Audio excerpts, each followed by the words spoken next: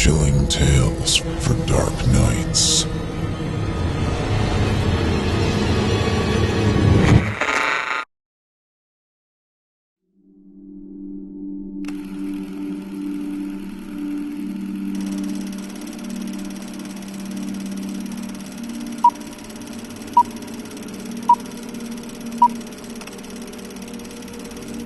Budget Cinema. Written by Cliff Barlow.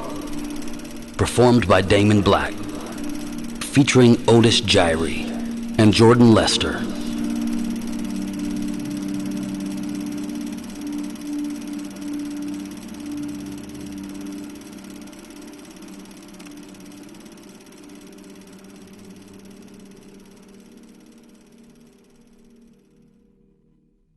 While most of my friends gravitate towards different film genres, I am firmly in favor of terrifying movies. The good is good, and the bad is, well, good in my opinion. From Argento to Ty West, I've seen it all, and I make my opinion known online. I frequent horror websites and popular fiction forums, always looking for that new thrill. But I've discovered my thirst for the macabre begins and ends with celluloid.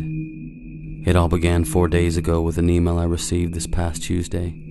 My inbox is full of offers and spam from various horror sites that I've registered to. However, something about this email stood out.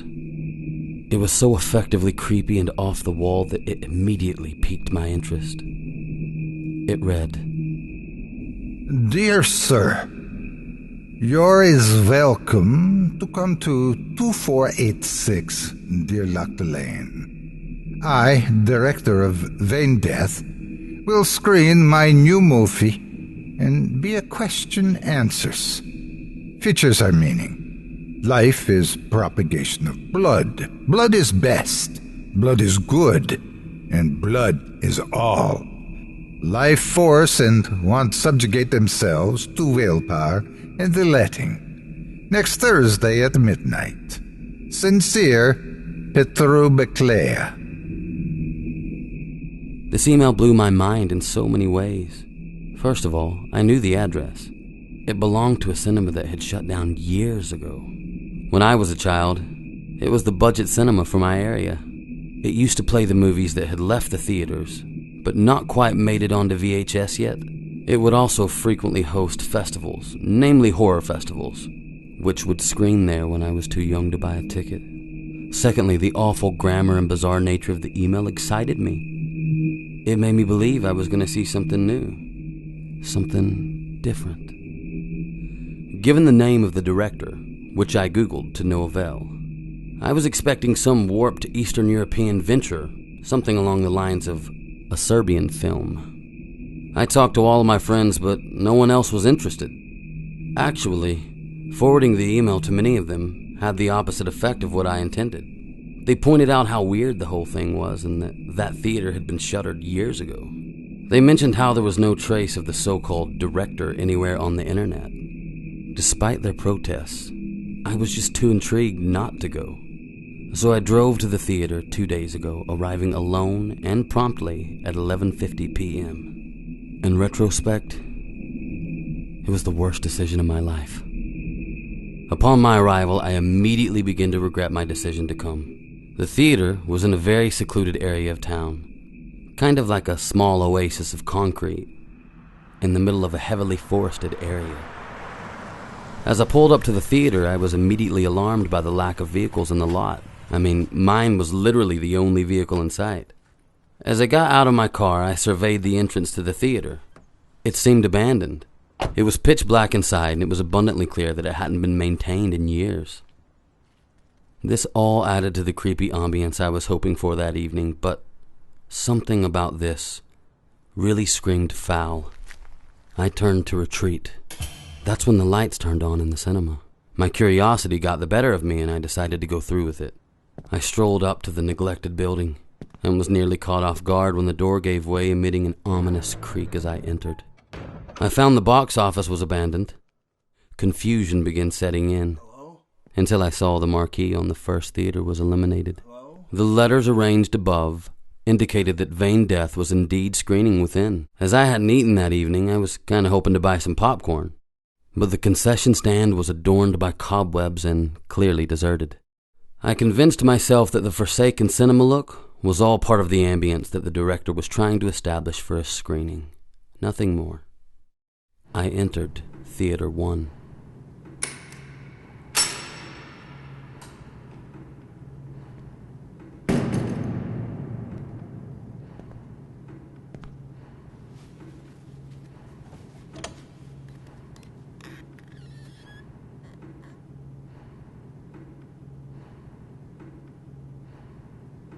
I took a seat in the back of the sparsely lit room and marveled again at the lack of maintenance therein. This place could really use a renovation, I mused. I figured that the premises must have exclusively existed to screen obscure horror films, and the mood was well established by its crumbling condition. I looked around the darkened auditorium and I realized I was the only one in attendance. A faint light emanated from the screen, however, so I knew I wasn't truly alone. A moment later, a man in a black suit entered the room and took a seat in the front row. I assumed this was the director, and I actually pitied him since only one person had shown up for the screening of a film that he must have worked so hard on. Not that I was expecting previews or a cascade of production company names to begin the film. Regardless, my thoughts scattered as the movie began, following a brief countdown. The film opened with a stationary shot and no setup whatsoever. The shot was of a camera sitting in the corner of a bedroom. It was pointed at a man and woman having a conversation. I don't understand. Oh, this film was ridiculous. I don't care. My first thought was that the sound quality was abysmal. I strained hard to make out what was being said. I don't judge this. I cannot. What an amateur. To say I understood a quarter of the dialogue would be generous.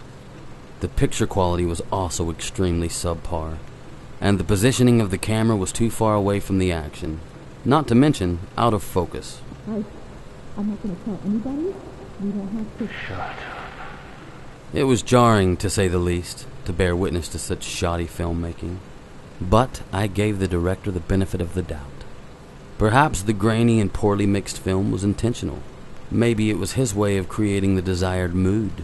Whatever might happen does not have to happen. Don't mistake me. I think you understand now. Blood is good. The conversation between the man and the woman went on and on. Once again, due to the poor quality of the sound, I did my best to guess what was being said. From what I could gather, the woman seemed to be sufficiently scared. The room, the ropes, I don't understand what this is about. She mentioned ropes, which I took as a sign that she'd been tied to the chair. About 5 minutes in, I heard a baby crying, and I noticed that part of the crib was positioned in the opposite corner of the room. Just as boredom began setting in, I noticed that the figure in black had moved a couple rows further toward the back of the theater. In the dimly lit conditions, it was difficult to be sure, but I was fairly certain he was staring at me. The conversation continued and the camera remained stationary. The few words I could make out were actress, movie, amateur, and blood. Blood is good. Blood was mentioned frequently, that I was sure of. The man in the film picked up the camera and moved it closer. As he set it down, he brought the image into focus. Things began to become clear, both visually and audibly. If anything, the sound was now too loud. The woman became hysterical, and the baby screaming blared through the speakers.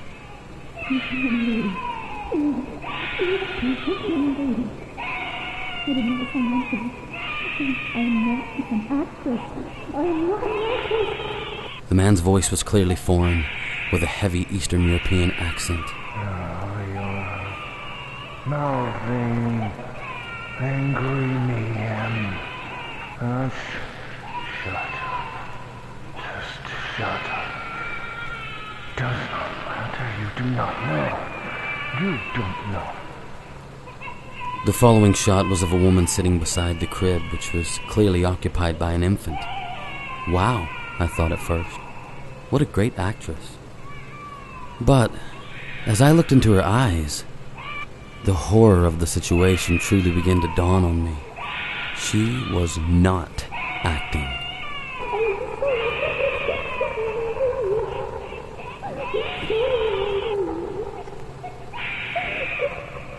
At the same time, another realization hit me. I noticed that the other denizen of the theater was now seated just 2 rows ahead of me, and he was staring directly at me, gauging my reaction to the events unfolding on screen. The woman on screen began to plead for her baby's life. She repeatedly cried that she never signed up for this. She screamed that she was not an actress.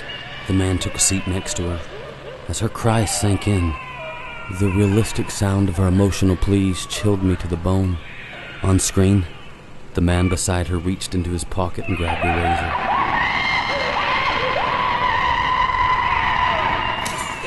Oh, God.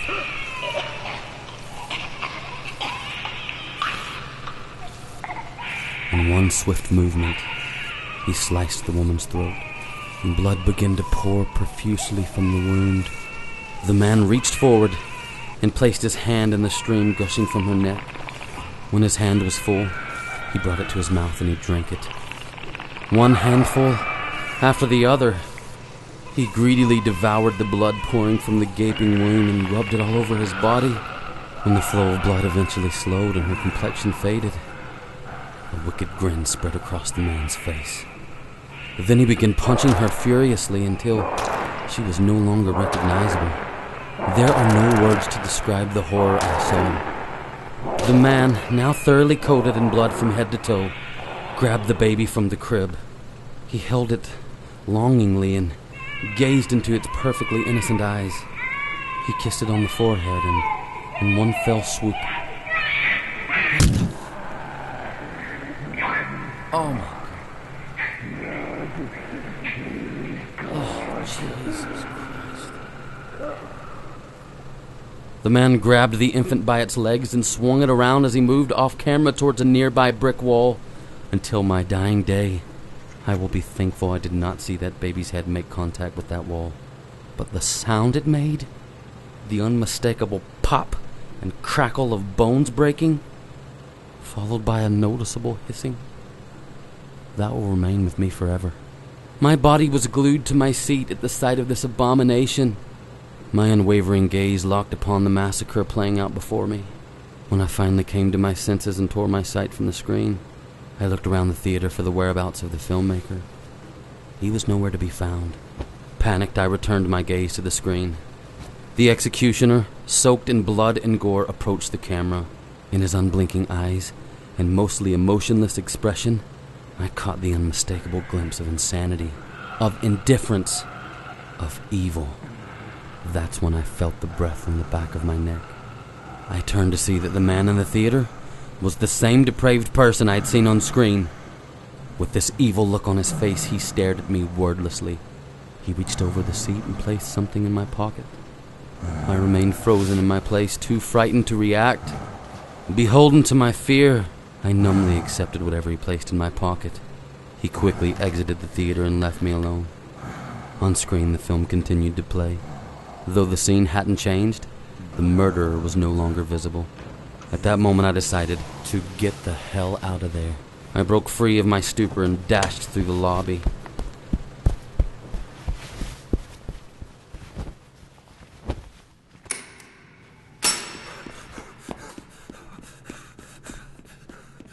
Out the entrance, into my car, and out of that lot, tires screeching.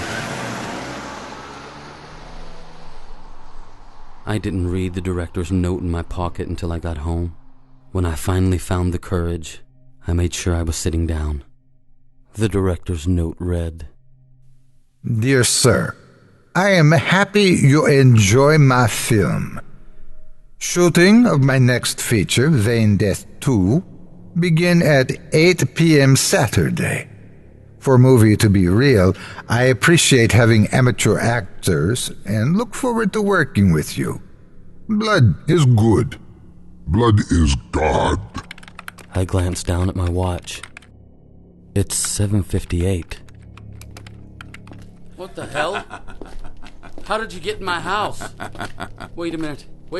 It's you. You were in the theater. Yes, it is I. Roll the camera. And action. What the hell?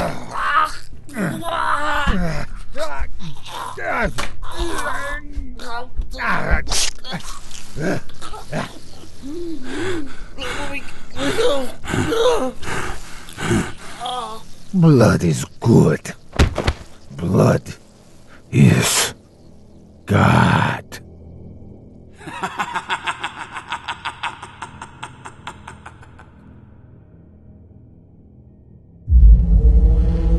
Chilling tales for dark nights.